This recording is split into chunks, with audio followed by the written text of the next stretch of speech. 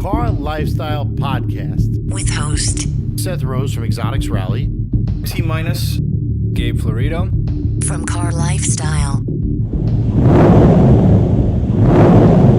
All right, so the girl comes out of the house, right? So she's walking. She's pretty bad. I don't know, nice rack, whatever, nice butt. I'm like, all right, cool, whatever. So she walks across, and I back up because I think she's gonna get out of the parking spot, and I was kind of close to her, so I back up. She waves to me. I guess her boyfriend sees her wave to me. Oh boy. Thinks something different. So here he comes. He gets out, and he gets into his tough guy lifted pickup truck, right? So before he gets in, I guess he's talking to her, and he won't stop staring at us in the truck. Whatever. He gets in. She gets in. They leave. Okay. 5 minutes later, he rolls back, and he rolls the wrong side of the street. Like he rolls facing us on the other side of the street. So we're watching, and he gets out, and he decides to run into the house, like literally, like run up the stairs. Really? And he proceeded to eat it. He ate the... And he ate it so hard that his shoe came off. He fell down the steps? Yeah, he fell up the steps. Oh no. He ate it like YouTube World Star Hip Hop style. And his shoe came flying off, and he had to sit down and put his shoe on like a 4-year-old. No way. And he was laughing because he was... He was laughing because he knew we were watching. Oh yeah. Oh, yeah. He had to be embarrassed. Oh, yeah, that's it. No more tough guy What shit. did his girl do? Nothing. She sat in the truck, and he like tried to like motion to her Did like... he try to play it off? No, there was no playing that off. No, there was no playing that off. Oh His shoe my was god. off. Like people that monitor the satellites in space were laughing. So now my neighbor thinks the best of me. No, he's like... He's oh never my thought God. the best of me. To be honest with you, that particular neighbor really doesn't care for me much. Well, he has no more libido after that. That's great. This is what the Bentley's supposed to look like? The SUV? Yes. Yeah. Which looks identical to the car, just higher. All right, listen, it's 2:15. We want to have lunch in a little while, so you want to get started? We've been started. I know you. I know you and your schemes already, dude. Welcome back to Car Lifestyle Podcast. Welcome back. This is podcast number 13. As soon as he starts that check shit, I know that the shit is on. Yeah. So welcome back to the Car Lifestyle Podcast. My name is Seth Rose from Exotics Rally, and with me, as always, I have Tminus from Car Lifestyle. T-minus up in this motherfucker. And Gabe is back. What's up, guys? Well, you know what, Gabe? Yeah. Before, when you didn't know I was recording, that was probably the most you've spoken on all the podcasts combined. Yeah, No, but it's only because he didn't know it was on. Right. Yeah, probably. Now that he Because knows it's on. he's secret squirrel.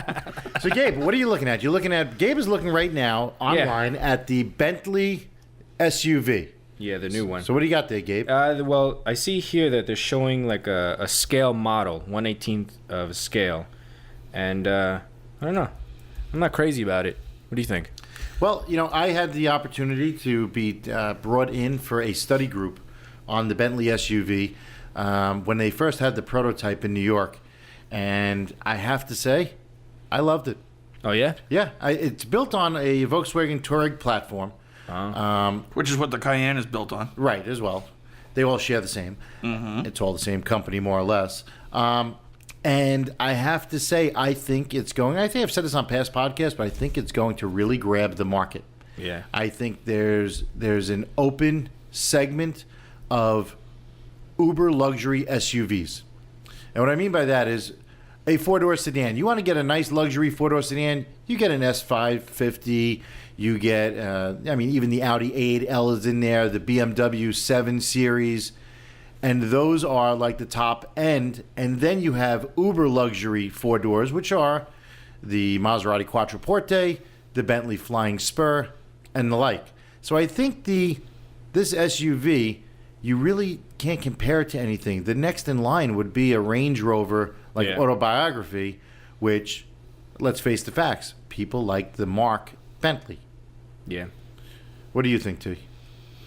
I was going through my Instagram, and I was thinking about what cabinet you had the vodka in. Well, we actually ran out of vodka. No 2 weeks fucking. ago. No, wait a second. I do have. I know you requested the other day. I did. The only thing I have left is a banana flavored vodka. silence. Well, You know what it is? I didn't Anyways. see the rainbow flag when I was getting into the house, so I didn't think it was going to be banana flavored. Anyways. Yeah. Okay. All right. Yeah. Anyways. All right. so welcome back. We took a little break there so T-Minus could grab some alcoholic beverage. Yeah. And just so everybody's aware of it, before he starts saying some really stupid shit, Seth was counting money the entire time. I'm not counting anything. I'm broke again this week. Yeah, I know. T-Minus is drinking a cinnamon whiskey, which some of you might be familiar with, called Fireball. And if you've never tried it, you should. I'll take a picture. Yeah, in fact, there was a report that Fireball has antifreeze in it. So That's fantastic news. keep drinking it. It should make you feel better. Can you give me a jump start too? Jesus. It should cool you off a bit. Anyway, on this podcast, I want to start off with some listener questions that we received. Now, I'd also like to announce the fact that we have a new email address. Our new email address is podcast@car-lifestyle.com. So, we still have all our old emails. They got forwarded. But again, if you want to send us a question, comment, concern, or anything whatsoever, you want to tell us to go fuck ourselves, please send it to podcast@car-lifestyle.com. If you feel really upset, you can send all your comments and your hate to Seth at carlifestyle.com. That's car-lifestyle.com. He will appreciate it. And if you're really fed up with T-Minus, you can go on his Instagram at T-_car lifestyle and make some really rude comments. He loves to block people. Oh, yeah. Fucking loves love it. that He shit. loves it. I do Eats love it up. I feel like I'm liberating myself of the negativity. All right, so let's get started. Our first question was from Miles. Well, it was actually not really a question. He was asking about a topic, if we could talk about something. So Miles wants to know if we can talk about our favorite and least favorite cars. So we're going to go around the room. We're going to pick our favorite and least favorite cars. Can we pick the air conditioner first? The air conditioning is on. Is it? It is. You just keep opening the front door. Do you have the heat on also? And you left the front door open, might I add. No, I left it open a crack. I didn't Oh, think no, that it was wide open. That's because the hinges suck. Right. Okay, so let's start off. T-Minus, why don't Yes. you tell us what is your favorite and least favorite car? And let's talk about, let's say, modern day, today. Because, I mean, that really opens up if you want to talk about Yeah. anything. So let's just Yeah. go, let's do modern, and then let's do, maybe, an older or vintage or from our childhood. Wow. That's such a hard question for me. You want to think about it? Yeah, can we go with Gabe? Gabe. Let's put the pressure on Gabe. All right. Now I got to... Let's do modern day right now. Modern day cars. What's your favorite car right now that is being sold in a dealership modern day? Do they Sold. have like laundry machines in dealerships these days? No. You're an idiot. him, Let's Gabe. see. I'm trying to think. I mean, I don't know. I'm really in love with the GTR, to be honest. Okay. I Nissan GTR. I love That's the R35. Yeah, the R35. Somebody had a picture yesterday on Facebook of a Nismo Oh yeah, the Nismo. R35 that's made it stateside. You know they made a Nismo Juke Yes. with the GTR engine and the Yes. whole You're a little platform. late on that. You're, late on that, you're a late little on that. late on that news because I've been seeking one quite a while. And then I put All the right, update so on Gabe, his wall. modern day GTR. Yeah, I would say old school would probably be Ferrari F40. Okay. Wow. Yeah. Dope Good car. choice. Good choice. Hell yeah. Good choice. I'm down with that. What do you got, Seth? I would say modern day. My dream car would probably be a Pagani Zonda. I would say Zonda because they still make the Zonda overseas. They just make the Y right here. Okay. So I would say a Zonda would be for me. Any particular Zonda? Probably a Zonda R. Oh yeah.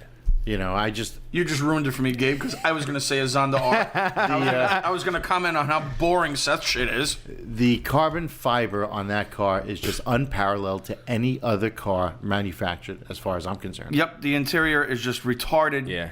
Exterior retarded, suspension, brakes, motor.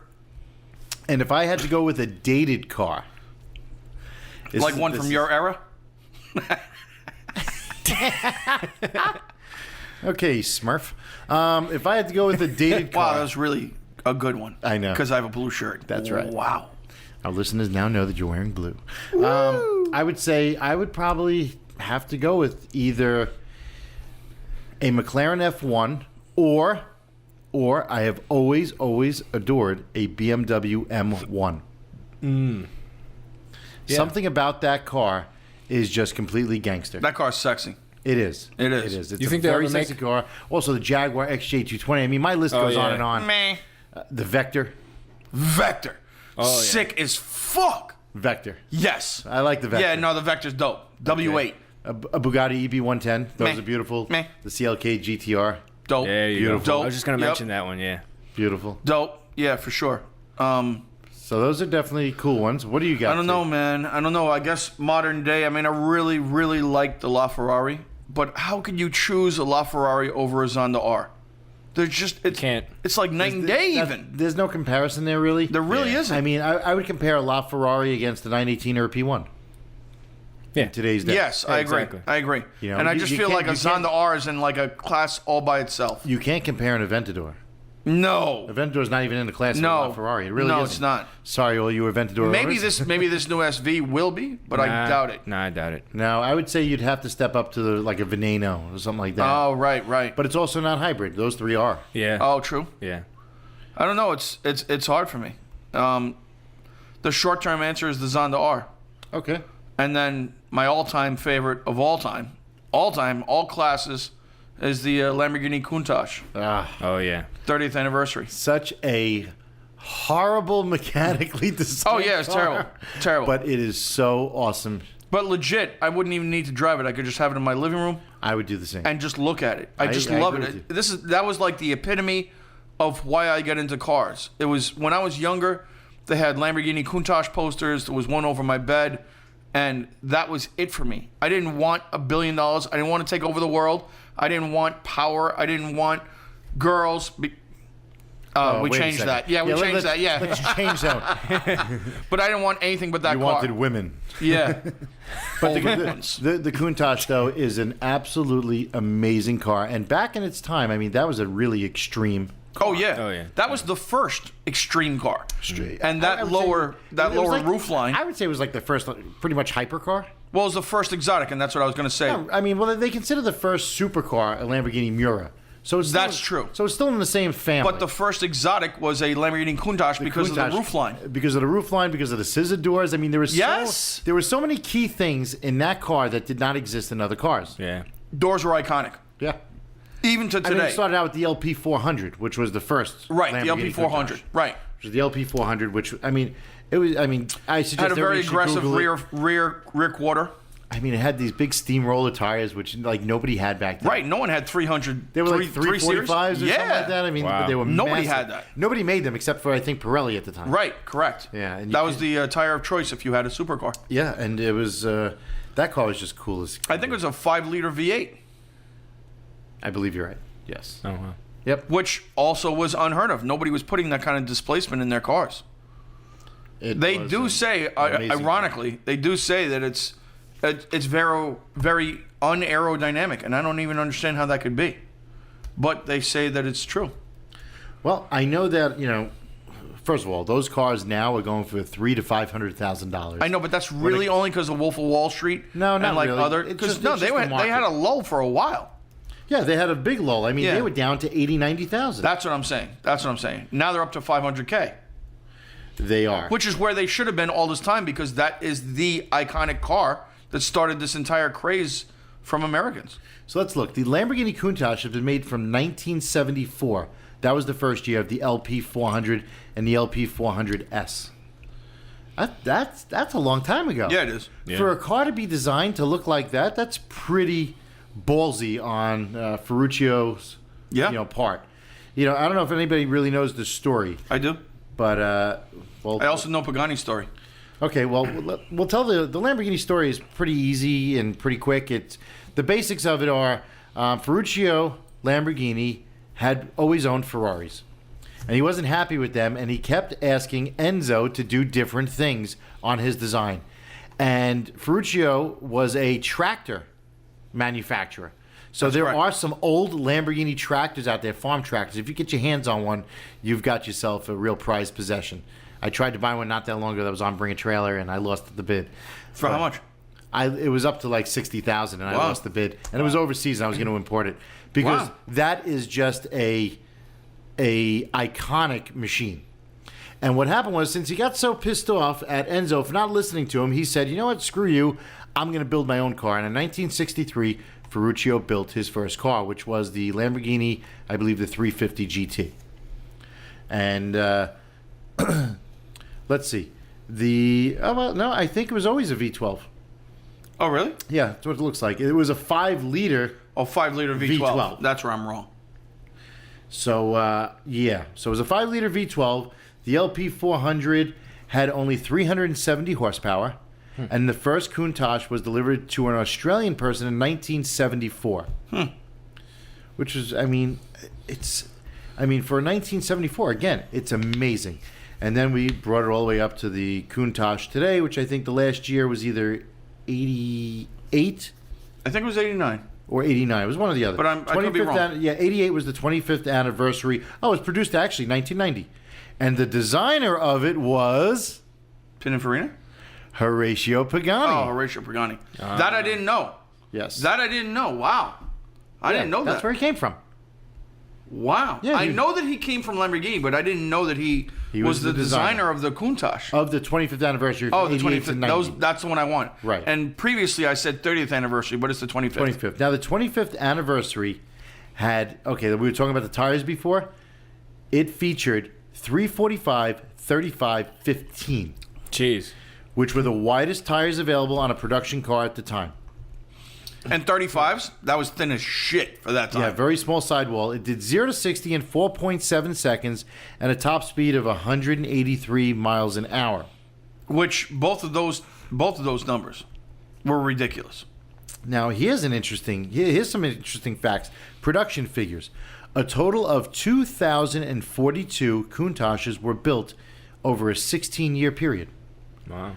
There was one prototype. LP400, there was 157 of them. LP400S, there were 237. LP500S, 321. I keep it real.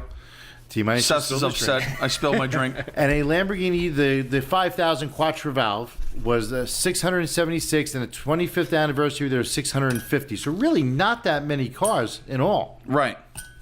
So it was definitely, and it was also a very light car. I didn't realize how light this thing was. I like. How late is it? Holy shit. The LP400 was 2,348 What? pounds. Wow. Yeah. Wow. That's like almost CRX territory. And the 25th anniversary was 3,505 pounds. Still not heavy. But a huge difference from that Huge difference. 2,300. Yeah, but they exponentially increased the horsepower. And they along the also way. did like nicer interior and Oh, yeah. better bumpers and more aero. So I'm sure that all. So added you up. definitely bring up an interesting car by talking about the Countach.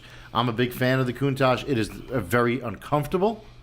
It is not as uncomfortable as their Lamborghini truck, the LM002. Well, but getting back to That the shit is Countach- like sitting in jail. the Countach is not comfortable. It's not very user friendly. The switchery is pretty poorly done. It's pretty primitive. Yeah, things break all the time. But if you can get your hands on one that's in mint condition, I would highly recommend it. Absolutely, and it's an investment. So, well, we want to thank Miles. I appreciate it. Now, Miles, you did not send us your address and your T-shirt size. So, Miles, if you're listening, please email us, podcast@car-lifestyle.com. Send us that information, and we'll be happy to send you out a T-shirt. And it's a limited edition Car Lifestyle T-shirt. There are very few available. Are they available on the website yet, Gabe? Not yet. Not yet, Soon. but Couple soon they days. will be available. Keep checking the website, car-lifestyle.com, And go to shop. and go to shop. Keep checking on it. There's a lot of cool things on that website. And Or you can go to the direct link is shopcarlifestyle, all one word, .com. okay, shopcarlifestyle.com.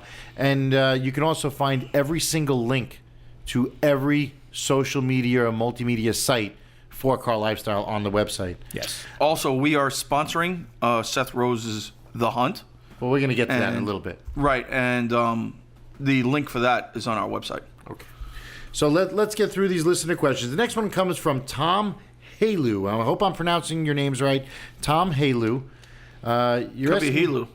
You're asking why are there no racetracks on Long Island? Seth ignored me. And I think we went over this on another podcast. Yeah, And I I think we remember you did. making the same corny joke, T-minus. What? But, What joke was that? hey, Lou. No, I didn't say that. Yeah, you did. No, you probably said that in your head. You No. just have yeah. Okay. I was only talking about your widow's peak. Great. Seth's upset, and it's hot in his house, and he is not in the mood. No, definitely not. Yeah, I know. Definitely not. Anyways,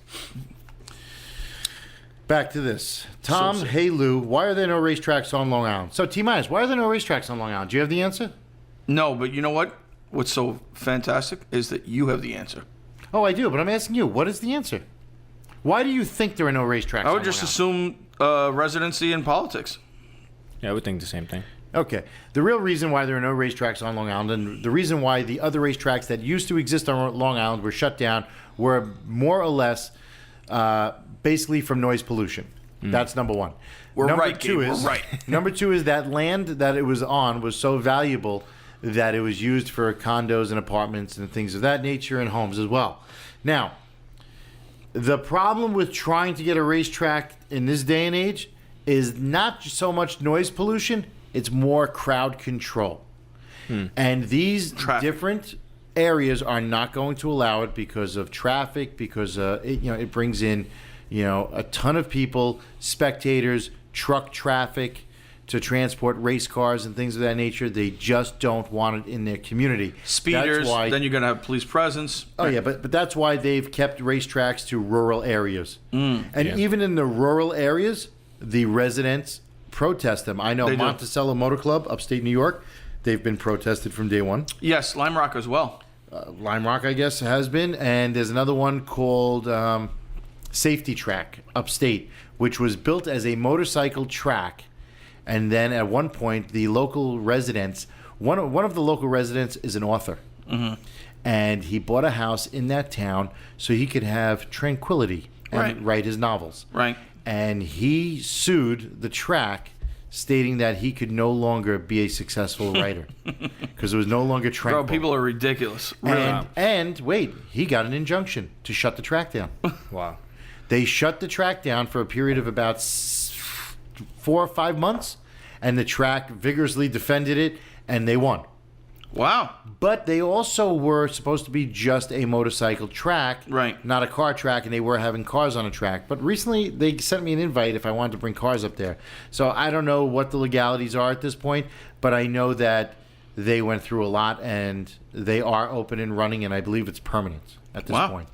There was a track that approached me, actually not a track, but a group that approached me with the idea of a track for Alpine Motorsports or Alpine Motor Speedway in Pennsylvania. And they wanted to create a club where I think the membership, it was fairly inexpensive. It was like $10,000 for a lifetime membership, which, is a heck of a lot less expensive than a lot of these other club tracks. And they were trying to acquire, I don't know, if it wasn't wetlands, but it was like federal land or state land. State And conservatory, yeah. They were getting it, and they had the permits, and then it just didn't work out. But I will tell you, if you could find it online, there is a video. It's a virtual tour of the track and of a BMW racing around a track. It is the most impressive, like, self-made track video I've ever seen. Have you seen that? No, I haven't seen How it. many miles is it? I think it was like a 4-mile track. Whoa. Wow, that's Yeah, pretty big. Like Monticello is 4.1 miles in total. Oh, I didn't know that. Oh yeah, it's a big track. Wow. Yeah. So this was Because Lime Rock's not that big. I think it's 1.7. Yeah, I mean Thunderbolt and stuff. Those are Yeah. small. But yeah, was a pretty big track, and they had a huge paddock, and they had a clubhouse and barbecues and all the stuff planned. They didn't build anything. They never broke ground. But there's a really cool video online. It's a virtual video where you can basically the view is you sitting in a BMW Yep. going around the track, Sick. and it's so real. It's pretty. That's crazy. awesome. That's cool. But that's the reason why there were no racetracks on Long Island, as far as I know. I knew somebody who was trying to do it. I tried to do something out at Calverton Airport. I tried to lease the airport, and I had a lot of plans. I had architect plans. I had commitments from paving companies. I invested not a boatload of money, but a significant amount, only to be shot down because the ownership of the track went from the town of Riverhead back to the state, back to... I didn't know that. I thought it was still the town of Riverhead. No, it kept getting leased and then turned back and then rented and this and that. And it was the biggest pain in the ass. And at the end of the day, it just did not work out. And I just stopped dealing with that. Because that would have been monumental. Yeah, I mean, the actual runway there is a 2-mile runway. It's in very poor condition. We were going to refurbish it. Oh, my God. I had about $500,000 pledged from a paving company that was going to do it at a fraction of the cost. Jesus. In order to be like the head sponsor. Wow. And it just did not happen, which was kind of depressing after working on it for so long and dealing with a lot of politicians.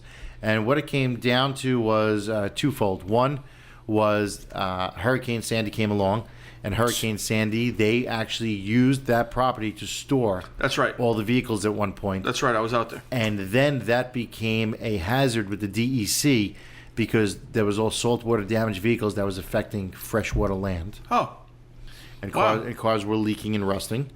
And the second thing is there is a small section of the airfield that is rented to New York Skydive or Long Island Skydive, Okay. which they have like a 99-year lease. Wow. I don't know how they suckered somebody into that, but they got it.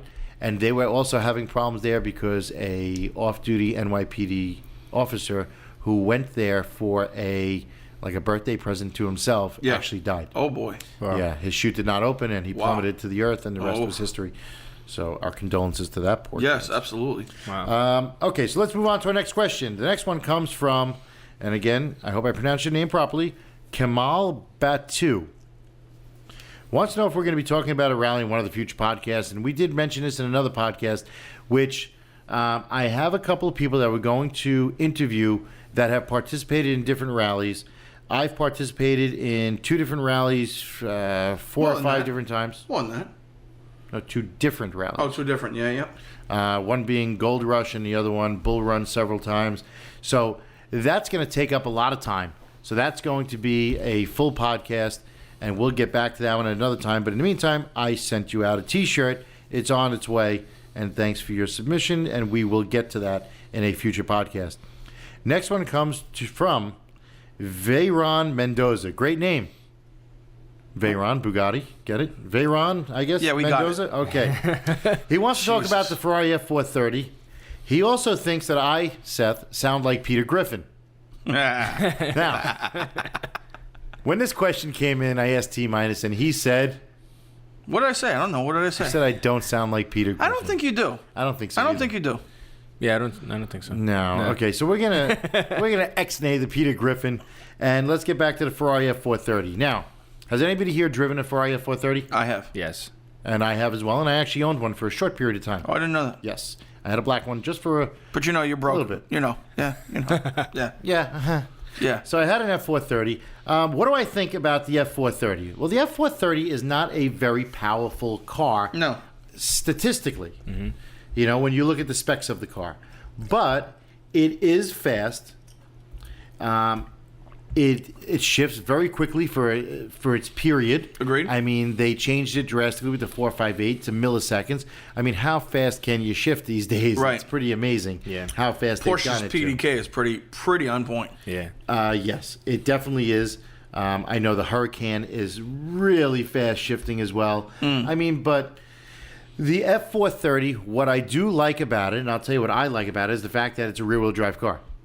You know, a lot of these cars are all-wheel drive now. Right. That's stuck to the rear-wheel drive. It's a very well-balanced car. Everything works well. You don't have too many problems with them. It's actually probably, I would venture to say, one of the most reliable Ferraris that were made up until that point. Correct. They produced the 430 from 2004 to 2009. They've made it in both coupe and convertible. And they also had the Scuderia and the Stradale. Yeah. It was a 430. The 430 Scuderia, and then I'm sorry, not Stradale, but the Speciale, Especially Oh, right. which was a special car. They added a couple of things to it, which are kind of cool, like the little start button on the steering wheel. They have different race modes on it.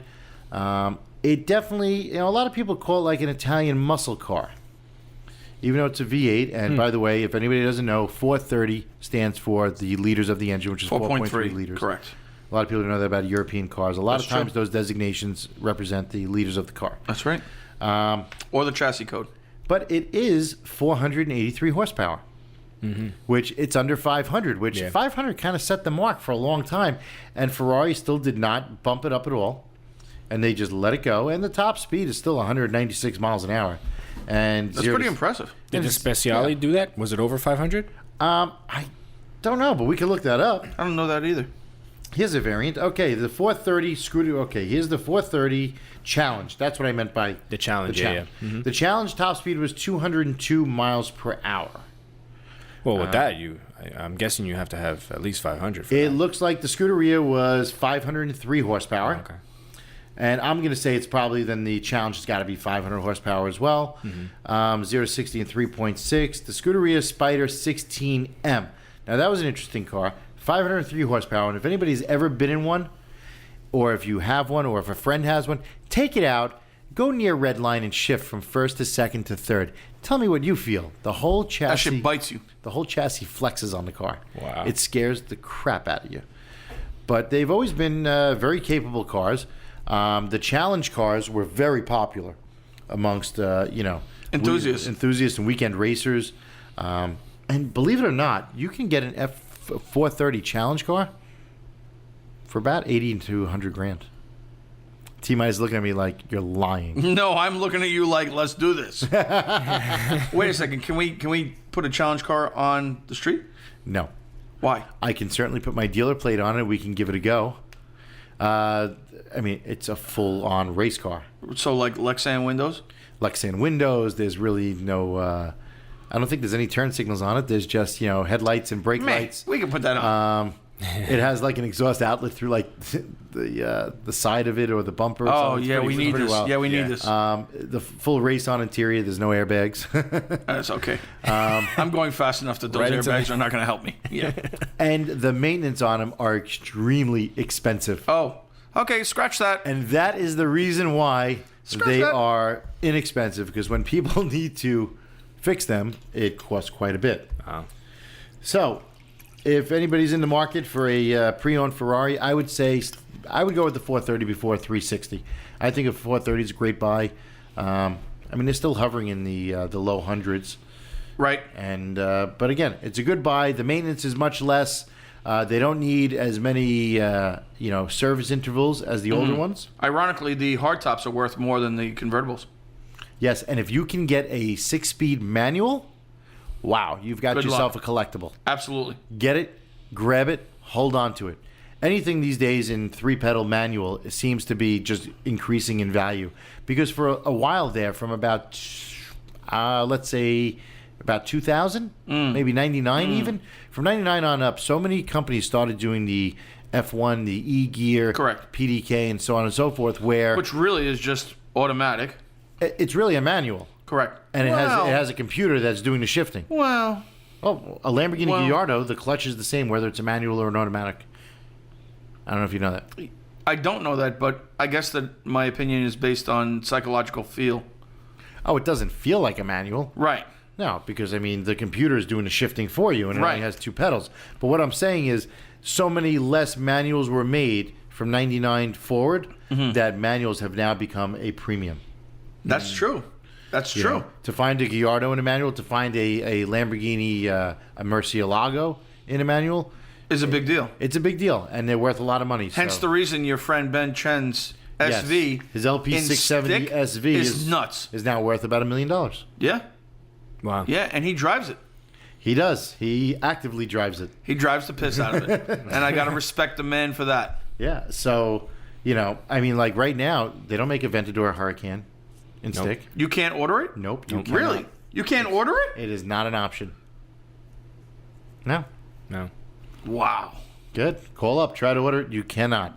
I'm going to have to order it with your money. Ferrari. That's not going to help you. Ferrari 4, Yeah, okay, bro. Ferrari 458 or even a new 488. Nope. Strictly F1. You can never get a 458 in stick. We are turning our society into pussies. Yeah, well, that's the problem. That's why there's so many people that started, to save the manuals, which is actually, I think that was coined by Car and Driver. They have a thing that says save the manuals. Right. I've seen the sticker on cars But, and whatnot. Porsche has done a pretty good job in keeping manual transmissions. And But their PDK is well regarded by tons of people. Yes. Yeah. Yeah, it is. It absolutely is. I've driven a few of them, and it is fast. It is fast. And so if you're going a straight line, that's fantastic because you're never going to be able to shift as fast as a computer. No, and even like, However. put it this way, the new Z06. Yeah. The automatic is much not faster, but much faster than the stick. Much There is faster. a big difference. It's Wow. like a second and a quarter mile. Yeah. Yes. Yeah. Yes. I've heard of it. Yeah. Wow. Yeah. A customer of mine had a new Z06, and he took it to the track, and he ran on stock tires. Yep. Stock Street engine. tires. Yep. A 10.2, I think, or a 10.3 That's dope. Oh. in a quarter. That's fast. Yeah, that's dope. That's real fast. Yeah. Yeah. And the stick is like I think the best time somebody's gotten is like 11.1 or something. So it's That's terrible. It's a big difference. For 650 That's horsepower. tremendous difference. That's not like, okay, one is 10.2 and the other one's 10.4. No. Right. Yeah. That's terrible. And the last question that Veyron Mendoza had was, how difficult is it to create a business around the car industry? So I mean that's kind of a broad question. I think that depends on what exactly, what direction you're trying to go. Yeah. It absolutely does. Now, here's my whole take on business. And I own several businesses, and I've owned several businesses in the past. Here we go. Here we go. Okay. So, You should have seen Seth's face, man. He's looking at me like, really? you know what? Really? It's just, T, really? usually I don't mind his bullshit, remarks and picking on me, but today I'm Not today. Picking on him. Today I'm It's a schoolyard. unseasonably uncomfortable. Yeah. And I was working Yo, on just take your shirt off. I was working on a no, you don't want to see that. I don't give a was- shit. I'm not into men. Go I ahead. was working on a car myself because I do get hands-on with cars. And I was working on a car Yeah, he myself applies stickers. today for about 3 hours, and it aggravated the shit out of me. And it was humid as hell here, and I was sweating my Yeah, it ass off. sucks. Yeah, it sucks. And while you guys were just sitting in your air-conditioned car Yeah, waiting for me, waiting for you. That's right. I was Yeah. sweating my ass off. Yeah. Now, getting back to any business. Now, it doesn't matter yes. if it's an automotive business or if it's any type of business. The most important thing, in my opinion, is something that is a necessity. Find something that is a necessity. The best business is that something that people need, and that also the second part of it, in my opinion, that has a residual value. And what I mean by a residual value, in case you're not aware of what that means, is something where people have to keep coming back to you. Right. And a reason. Just like one of the best businesses out there is a pharmacy. Mm-hmm. Okay? You get a prescription, chances are, it's a lifelong prescription. And it's being refilled, let's say, every 30 days. So you have a customer that comes back to you every 30 days. You know, and something that's not as mainstream, tattoos. Tattoo artists will not, or at least the majority of the time, will not do your entire tattoo in one sitting. Not because he can't, but because that's not how to structure a business. He'll do 3 hours today, 3 hours 2 weeks from now, 3 hours 2 weeks from then, 3 hours 3 months. And if you have a really large tattoo, that's residual income coming in every single time that he sees you for the next 6 months. So. Oh, Seth's not happy with this fucking answer. I'm not really happy with that analogy. Yes. But getting back, okay. Seth's going to tell you his fucking formal bullshit. Go ahead. Yeah. So, just like He Gabe. stole that just, yeah just from like me. Gabe with Car Lifestyle. Yeah. Car Lifestyle is an advertising giant. Mm-hmm. Correct? Yeah. Okay. Now, the best part of Car Lifestyle is... Advertisement. Definitely not you, Seth. and the fact that the advertising is on a monthly Basis, yeah. and people keep coming back. So it Yeah. has a residual value. It's not a one-hit wonder, is my point. When you go to, let's say, okay, you're talking about cars, right? We're talking about, this guy wants to talk about, something with cars, around the car industry. A car wash has a residual value. If the people get a good car wash, they keep coming back to the same car wash. Now, my wrapping business might Same not with a be... barber. Right, a barber, absolutely. But my You need wrapping one. business may not be, and I'm going today, might not be the best. He's had enough. That's why there's no gel in my hair, but thank you. Thank you for noticing. So, great, This so I is won't coming- get bit by a sandfly. This is coming and from then a go guy, to the hospital. This is coming from a guy who states, I don't like men. So, I don't like men. Then stop staring You just at whispered me. to me. Oh, my Yeah, God. please. The only one here that doesn't like men All right, is I'll the tell you man what. who likes laundry. Good, you finished the podcast. It's on you. All right. Here we go. What do we got here? Can we just start the next topic? You're failing right now. Oh, yeah, I know. I know. If You've Hollywood... always wanted to be the host of a show. You got the floor. Let's go. Do it. He's laughing because he T. can't do Minus it. has always said to me, I want to be the next Howard Stern. Yeah, So no, let's go. I said I want to be a nighttime talk show host. Okay, talk. Go. You fucking think this is nighttime? Close your eyes. Close your eyes. I'm about to go to sleep. Oh, are you? Seth is pissed today, boy. Yeah, what do we got? I'm over this shit already. Listeners, would you guys like to come and have a drink with me? Because if you do have, let's say 2 to 3 drinks, this silence will just go away. And we'll have a good time. We'll make fun of Seth. He'll get more pissed off. He's getting more pissed off as we talk. Are you ready to continue the podcast? Yes, Daddy. Okay, then shut the fuck up with your stupid comments today. Thank you. Next on the list. So that goes with businesses. I would say always stick to something that's a necessity, stick to something that has a residual value, and stick to something that has a low overhead. Well, what were you saying about your rapping? My wrapping business doesn't have the best residual value. It doesn't. The only time that people come back is when there's an issue. Otherwise, I mean, once the car is wrapped, it's wrapped. They might come back for different services and things like that, which is nice, but it doesn't have such a great residual value. Dealerships, if that has a huge overhead, so I wouldn't necessarily recommend getting into a car dealership because you have to inventory yourself. Yeah. I mean, I know guys that have exotic car dealerships that have 30 million in inventory, and 30 million really isn't that much. No. So that's a tough one to get into. Detailing's a great business. You keep customers, they keep coming back, and your overhead is low. It's mostly labor. Mm-hmm. So it's just food for thought when it comes to automotive. Speed shops. Speed shops is a good business. The overhead isn't that much because you kind of order things as you need them. You just have to have a lot of knowledge and a wide array of knowledge depending on what kind of cars you're going to cater to.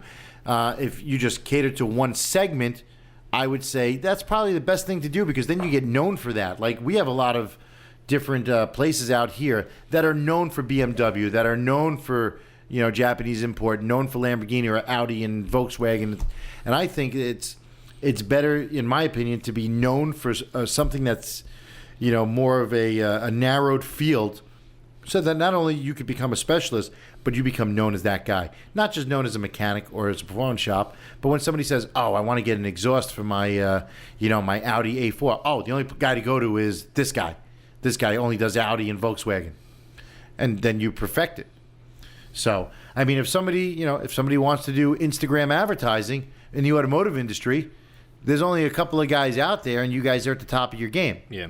Now, if you guys advertised for automotive and advertised for, let's say, cell phones and lingerie, people, that want to advertise automotive might not come to you because you're mixing it up too much. Yeah. So I say, narrow it down, stay focused. That's probably the best bet. So the next thing I want to talk about is, I don't know if anybody has seen the video of this, but it's gone pretty viral, and it's from overseas, and it's a video of a guy on a surveillance camera that is vandalizing a Porsche 911 Turbo. Has anybody seen it? Wow. No, I haven't seen it. T, have you seen it? Yeah, I know. I saw it. Crazy. It is extremely painful to watch. It has this young guy basically abusing this 911 like step by step. He twisted a door mirror. He keyed the whole car front to back. He picks up a rock and starts scratching it. And it's a Porsche Turbo out of everything. He also spilled a beer on it. And there's a female who watched the entire thing, right? That's who like seemed to be like amused by it. Right. Now, there are a lot of questions about this, like how did people just walk by and let this happen? Why did it happen? Now, from what it says online, it says that the Porsche 911 Turbo said to belong to the Czech musician Daniel Landa, who is allegedly a controversial character who has been accused of racism and has allegedly displayed Nazi approval signs on multiple occasions. All right. Well, at least that makes a little more sense. Jesus. So, allegedly, it's to believe that this was some sort of payback for the artist's attitude, which, in my opinion, it shouldn't be. It might be a reason in this guy's head, but at the end of the day, if you have a problem with a person, speak to them direct. face to face. You can never win by damaging somebody's property or damaging somebody's character online, which is another thing I want to get into. Like, these people play internet bully and they post these nasty things. You know what? In my opinion, that's the act of a bitch.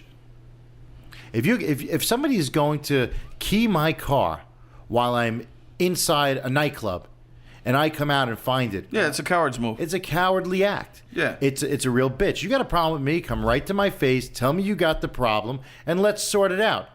Either we sort it out verbally or we'll sort it out physically. Yeah. But I'm certainly not going to damage somebody else's property.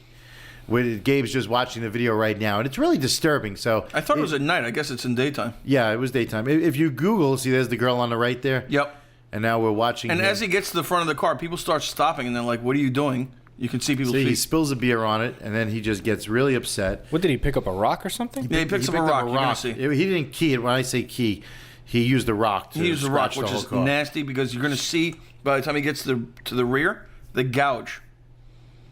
Like, this thing is done. Yeah. Now, what Gabe had mentioned earlier when we were off air was, a video that I had posted a couple of weeks back of a skateboarder that, I don't know what the term is, but he... You're talking about the trick that he did. Yeah, what is he it? like ollied. Yeah, he Ollied onto ollied onto the Porsche. onto the hood of a Porsche Cayman, I believe. right, and then he just skated down it. Right, and a bunch of people were like laughing and videoing it. Right. Somebody told me that was a advertisement for like clear paint protection. Yeah, because the video was too good. But I got to be honest, I've checked and I haven't found anything to support that. Really? Oh, Yeah, wow. nothing. And then there was the video I think we spoke about once before with a guy on a BMX bike that Oh, yeah, on the Lamborghini?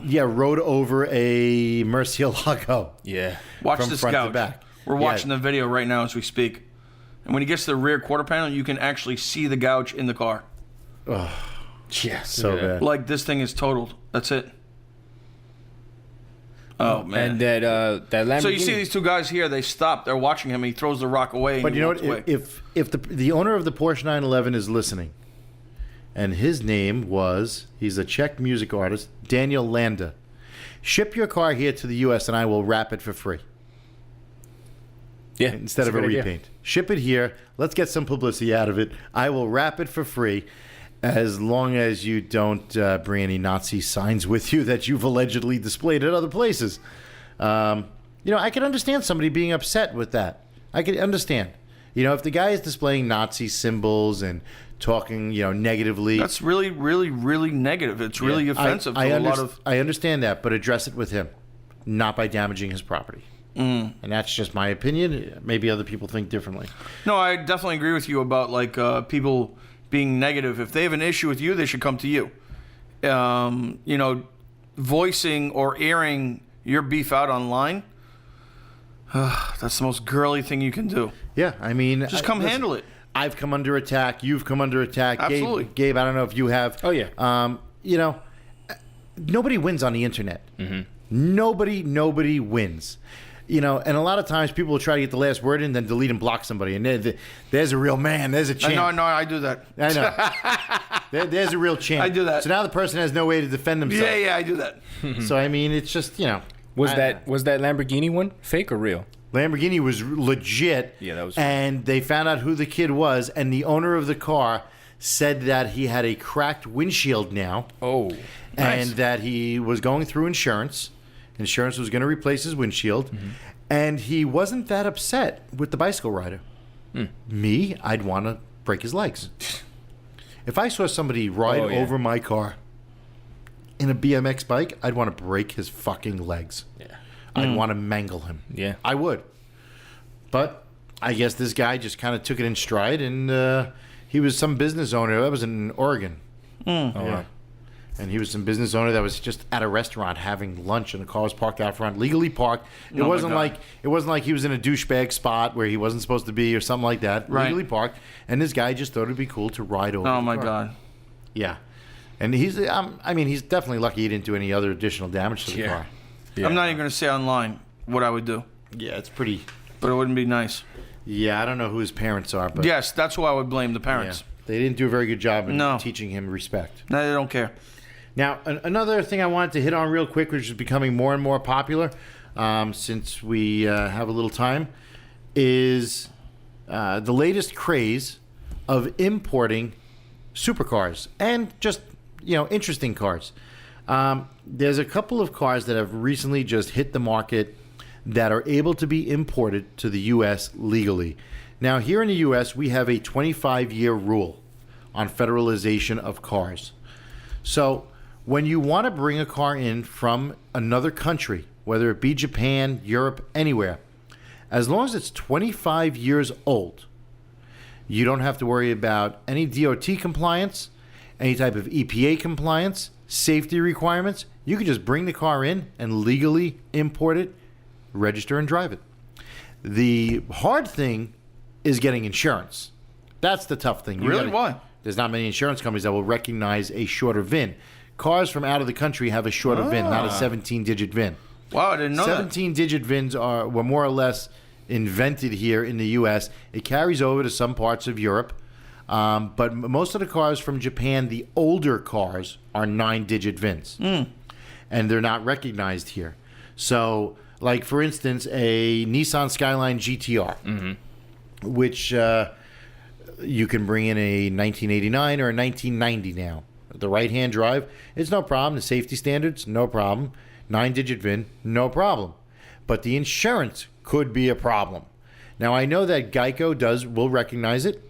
There's a couple of the collector car insurance companies that will. I'm not sure how many do, but that's a task in its own. And a lot of the companies don't really want to insure it because of safety reasons. Yeah.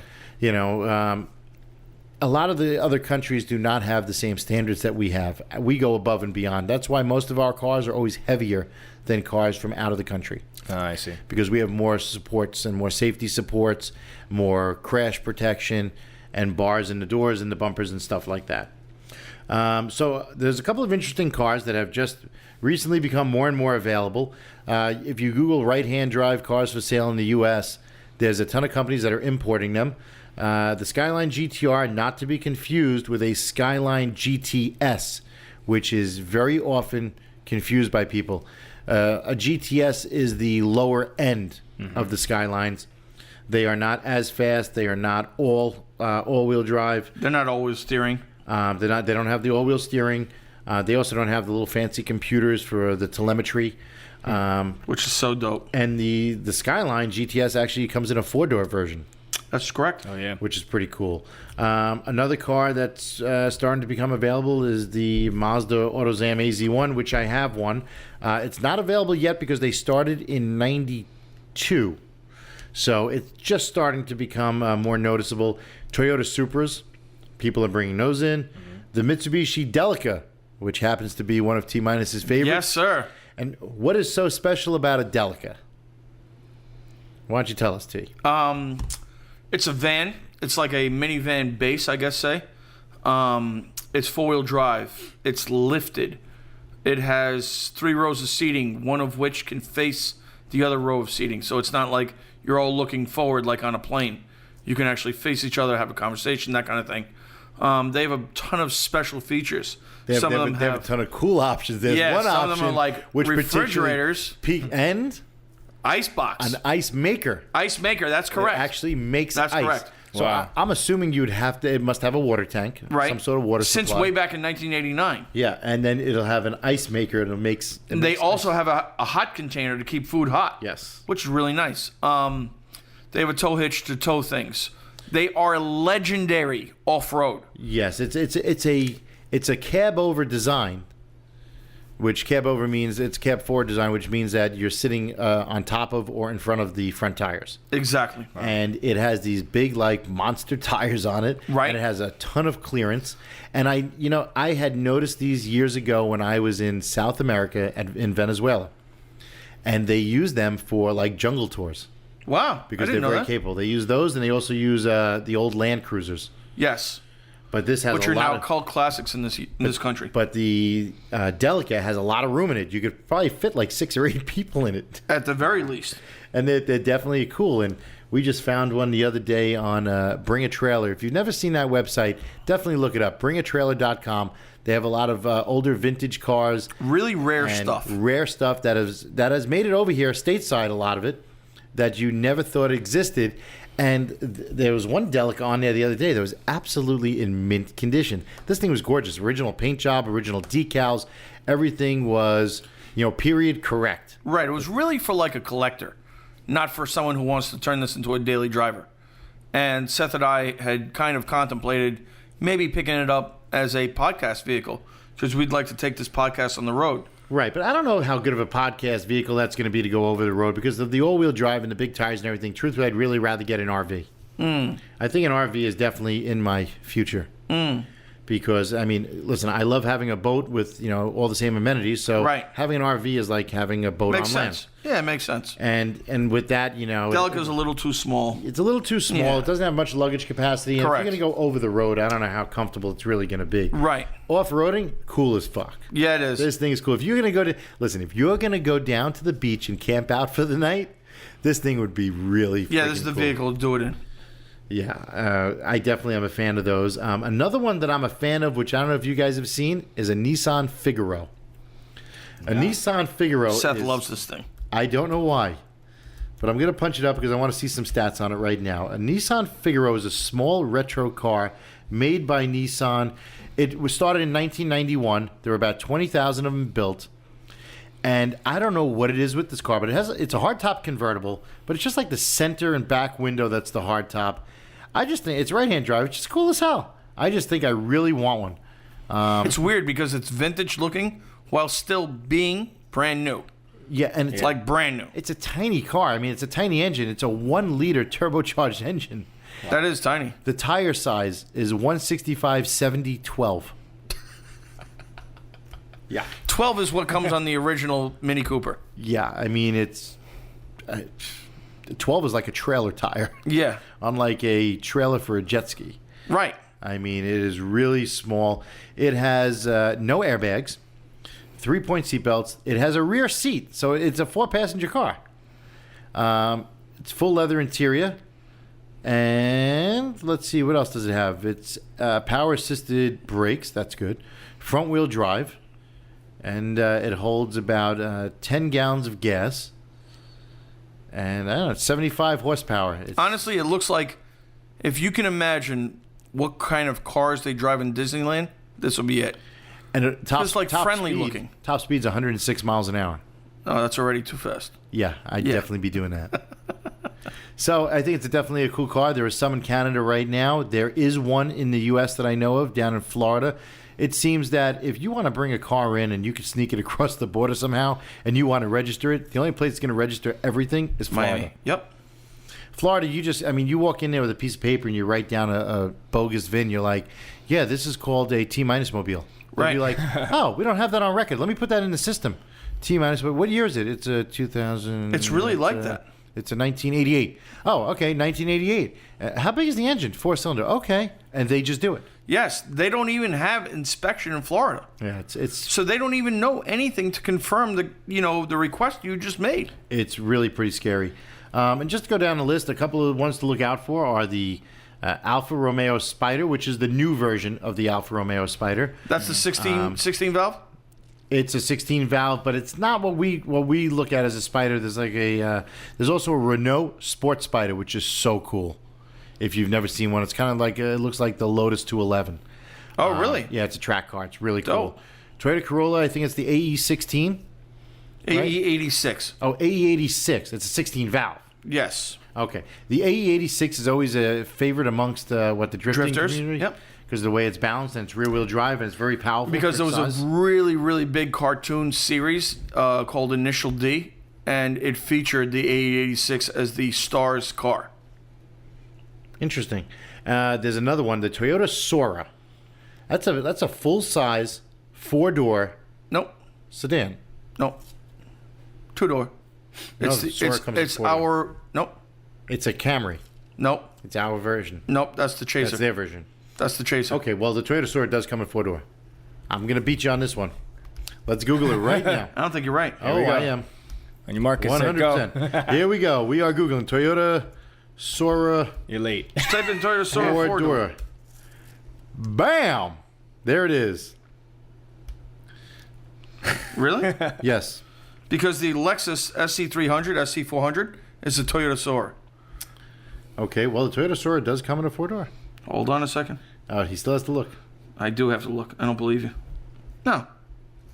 Toyota Sora, 4-door. 2 doors. I'm looking at Toyota Sora. Hold on. I put in 4-door and it came up. Yeah, they lied to you. Yeah, here we go. Then what's the 4-door? Chaser. I told you. What is it, Chaser? Chaser. Toyota Chaser. All right, let me see. First, Yeah, 1981 to 1985. 2-door GT Coupe, second Body generation, and body style. 2 doors. 86 to 91. Meh. All right. I stand corrected. You hear that, ladies and gentlemen? Cherish that. Oh, you know what? I'm thinking of the Cressida, which was the Chaser. You're right. Okay. It is a 2-door. But the Toyota Damn, we should have Sora- bet. We should have bet. I was going to get lunch. I was going to say, let's just do lunch. Yeah, you missed that one. I did miss that one. Because I was like, man, does he? Because I know Seth does his homework. So I was like, fuck. Is there something really I don't know about? When it comes to the JDM cars, you definitely know more than me. You Damn, definitely I should have bet. I should have bet. Yeah, you could have. You should have. You didn't. Oh, well. What do we got? I The next retained one is that the one. Honda Beat. The Honda Beat, that's a little K car. which Also is- the Honda City. Yeah, which is just like, the AutoZam. It's a tiny little car, like the Suzuki Cappuccino. Those are all very small. Now, what's the difference? I don't know. I didn't look it up. What's the difference between a Nissan Silvia and a Skyline? Is Okay. the Silvia like the 240? Yes, correct. Okay, that's what I Yes. thought. I wasn't sure. And Skyline is the Japanese version of the R32, R33, R34 that we have here in America. Or actually, we don't have 32, 33, 34, but when they come in, they're known as Skylines. Listen, when we hit the point where the 34... You can get the 34 in, it's a wrap. the- it's a wrap. The country is going to be flooded with Yeah, it. flooded. Yeah. So, Flooded. word to the wise, anybody has a 34 overseas, put it away, make it a time capsule, don't drive it, savor that puppy. Because as soon as it's legal here, Absolutely. that car is going to be worth $100,000 to $150,000. At the very least. Yeah. At the very least. Because that car is Because just people absolutely are nuts. buying R32s like there's no tomorrow. There's one in FFE. Yeah. There's one in Petrolworks right now. And they're going for, $15,000 to $20,000 for a really nice one. For a really nice one. For one with a little bit higher miles, with a little bit less 10,000? options, 8 to 15,000. Yeah. So it's very accessible. So And the last one on the list is the Lancia Delta Integrale, which I have long loved because it's a Group B rally car. Yes. And it's fast as hell, and it looks very aggressive, and it has like the E30 M3 fender flares on it. And They made a lot of different versions of it, but the one to get is the Integrale. Is the Integrale, which is the 2-liter turbocharged 4-wheel drive, 5-door hatchback. If you can Yes. find one in really good shape. That's the one to have. They use them, as Tminus said, for Group B rallying. It's really a very well designed car for that purpose. It's not the most reliable car, so I would definitely make sure you find a good mechanic in your area who can work on it, because it's not so user friendly. But it's really not very fast, but it's very capable. it's a fun little car. Yeah, Yeah. it's very capable. So that's my take on the import cars. Definitely look into them. If you want to have something cool that's right-hand drive, if you want to freak out the cops when they pull you over and they come to the driver's side window and you're not sitting there and it's legal, I say grab it. Yeah. These cars are starting to come to this country. They're a sight to see. They always turn heads at car shows. The parts are very available for them for the most part. Even like my AutoZam, a lot of the parts are interchangeable because it is Mazda Suzuki. So I was able to sort a lot of parts also through Canada. And if you're ever Suzuki looking, motor and Mazda right, it's a chassis. joint effort. In order to find parts, here's a little hint and a little tip to our listeners. If you want to find parts to a car that doesn't originate from the United States and you're having trouble, a lot of times what you can do is go on eBay and change the location from the US to Canada or to UK. Look up the part because it's still in English. Look up the part, and 99% of the time you will find it. So I found a lot of parts for my cars in Canada or in the UK. In fact, one time I had to get an alternator for one of my cars out of Japan, and what I did was I just used the translator, a Google Translator, and I was able to find one. What? Yeah. So, and also when I had my Renault, I found parts in France. Wow. So that's a little tip to the listeners. So we're going to get this podcast wrapped up. We want to hit a couple more things. The first thing T-Minus had mentioned before, which Car Lifestyle is taking part in and sponsoring, which is a rally that I've organized through Exotics Rally called the Hunt Rally. Quick overview is it takes place October 10th through the 13th. It's in the Mid-Atlantic Northeast corridor. So we're going New York, New Jersey. We're doing... we're going to touch Delaware, Virginia, Maryland, Pennsylvania. It is a rally with a twist. It's competitive. It is a scavenger hunt that uses a web-enabled app on Android or iOS platform. And what you do is you are going to be given clues for locations. There's photo moments and Q&A, and you gain points that way. We did this last year in October, same weekend, Columbus Day weekend, and it was a phenomenal success. Back then, we only had about 15 cars, and it was a blast. Everybody from last year is more or less coming back, and we have some additional people. I actually just got a sign up last night for a Lamborghini Aventador, and it looks like we'll have a Porsche 918 on there and a couple of other notable cars. We're having a really great group of people. It's a great time. It's luxury oriented, 4 to 5 star hotels. Dinners are included. There's plenty of swag, decals, and it's actually an incredible value. There's going to be cash prizes at the end. It doesn't cost a lot of money for a weekend getaway vacation for 4 days, 3 nights. You're looking at $3,000. That's for 2 people and a vehicle. So it's definitely worth its weight. Sounds good. Absolutely. Now we'll go to Gabe for a car lifestyle update. Gabe, what do you got for us? Well, I've been trying some new things out, and we've been growing very quickly. And in the past 9 days, we've got a pretty good growth, 50,000 followers, and that's a pretty big jump. So we're now at 2,750,000 followers. Wow! So you're way past the 2.7 mark. We're quickly approaching 2.8. Yep, we're getting there. That's huge. So before the end of the year, hopefully we'll be at 3 million. Oh yeah, I don't definitely. foresee it being a problem. Yep. And T-Minus is going to throw a big party where everybody's invited. You just say the name T-Minus at the door, and you'll get in for free and drink for free all night. Oh my God! We're just not going to tell That's you what where. Seth said. We're just not telling you where it is. Seth, I was like, I want to do a party for 3 million. He was like, yeah, let's do a party. So I think Seth and I are going to handle that. Oh, all of put something together. a sudden, now I got to do it, but I'm broke. So now, partners of Car Lifestyle. I think recently you guys just set up a new partner. Besides, you have Cycle Lifestyle. Yes. And Yes. is there a new partnership? There is not a new partnership. Yeah, not as of yet. Oh, But we do okay. have a new Something in the page. works? Correct. Yeah, it's in the works, so we're not gonna say anything Divulge right now. that yet. Yeah. Okay, it's in the works. Yeah.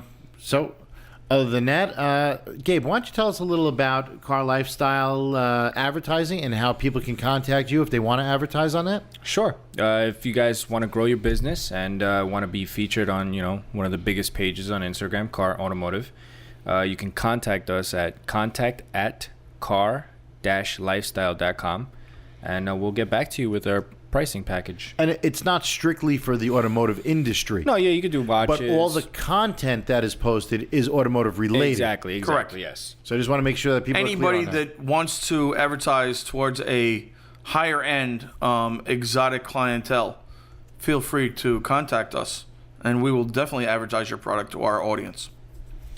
Okay. Well, thanks for that information. I know that you have a lot of long-time advertisers, and obviously it works. Yes, it does Otherwise, work. they wouldn't be, such a lengthy Repeat customers. repeat Absolutely. customer, and Exactly. they keep going for a reason because it works and it makes a difference. Exactly. Now, if anybody wants to sponsor our podcast, we are going to start sponsorship on the podcast.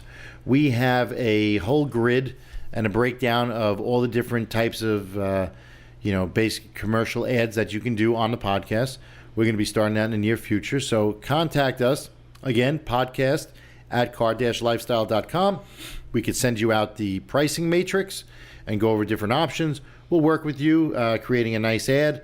And keep in mind that if you choose to sponsor the podcast, not only will we want to have you on as a guest, but it also will last forever. That's the key to podcast sponsorship and advertising. Our podcasts are listed on iTunes and they never expire. So your advertisement will never expire. It'll be there for the lifetime. And every single month we are getting more and more downloads on all of the podcasts. Correct. Collectively. So that's important. So again, podcast at carlifestyle.com. That's car-lifestyle.com.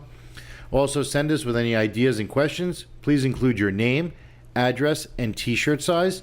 If we use it on the air, we will send out a Car Lifestyle t-shirt. And I think that's pretty much it for this podcast. Just to keep in mind, podcast number 13, our next guests are going to be Andrew Zalison and Elizabeth White from It's White Noise. If you've never heard of them, hit the hashtag It's White Noise or look up It's White Noise on Instagram, or I believe they're on Facebook as well and Snapchat. Yes. And join their movement. Yeah, and you can check out their content. It's very interesting. The next podcast, we had a really good time with them, and we learned a lot of different things about them. So, in closing, we'll go around the room as we usually do, and everybody can give themselves a plug. Gabe? Absolutely. What's up, guys? All right, you can find me on Instagram, Gabe _ Car Lifestyle on Instagram, and you can find Car Lifestyle. We just brought up the new website, car-lifestyle.com, so you can find all our information on there. And Tminus? Same for me. You can find me personally at Tminus. That's T-I-T-I. Yeah, whiskey. Tminus _ Car Lifestyle on Instagram. If you need to reach me via email, that's TMINUS NYC, as in New York City, at car-lifestyle.com. And I will hand you over to Seth. I'm Seth Rose from Exotics Rally. You could find me at Exotics, that's plural, EXOTICS, Rally, RALLY. You can find my website, exoticsrally.com. We're on Instagram, Facebook, Twitter. Also, Art of Rap NY. It's ARTOFWRAPNY for New York. You can find us Instagram, Twitter, Facebook. And be sure to check out the new website for thehuntrally.com. We got photos from the last rally that's up, as well as there's a link for signing up and tells you a little about the rally so you know what to expect. You have any questions, comments? Again, podcast at car-lifestyle.com. And I think that's podcast number 13 is a wrap. Car Lifestyle.